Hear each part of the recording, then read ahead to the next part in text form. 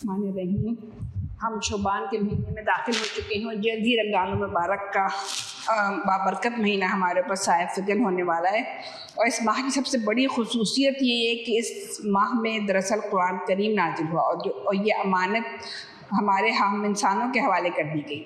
और ये वो अमानत है कि जिसे कि पहाड़ भी उठाने पर तैयार नहीं हुए, बल्कि अगर पहाड़ों पर भी उसको उतार दिया जाता तो वो उसकी हैबत से रेज़ा रेज़ा हो जाती। फिर एक ये बात है कि इस महीने को दरअसल तक़वा का हुसूल होना चाहिए। जब रोज़े रखें तो उससे हमें तक़वा का हुसूल मिलना चाहिए ना। इसलिए बहुत अहम है कि हम दो बातों को की बना के अपने रोज़े गुजारें, एक तो ईमान और दूसरा एहतिसाब।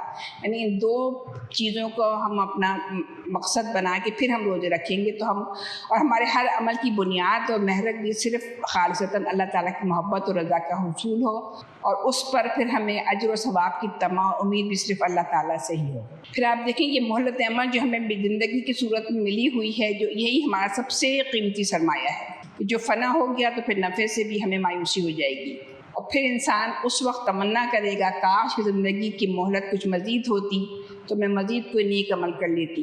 इस मोहलत को ज़ाय होने से बचा लेना ही दरअसल हमारी अहम तरीन ज़िम्मेदारी है।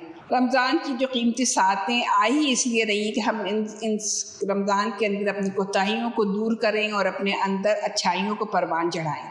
इसी वजह से हुज़ूर सल्लल्लाहु अलैहि वसल्लम भी रमज़ान से पहले ही अपने तमाम सहाबा कराम को इकट्ठा करते थे और इस माह मुबारक की अज़मत और बरक़ात से आगाह फरमाते थे और इसके ख़जानों से अपना हिस्सा समेटने के लिए तैयारी का हुक्म देते थे। तो आप सब भी अपने अपने घरों में अपनी अपनी जगहों पर इस कुरान हकीम के बाबरकत महीने से कैसे हम अजर ज़्यादा से ज़्यादा इकट्ठा कर सकते हैं, कैसे हम अपने आप को अल्लाह के सवाब का हक़दार बना सकते हैं, वो सब आप लोग भी इसको अपने इर्द गिर्द में ये बात बताएँ। सदक़ल्लाहुल अज़ीम।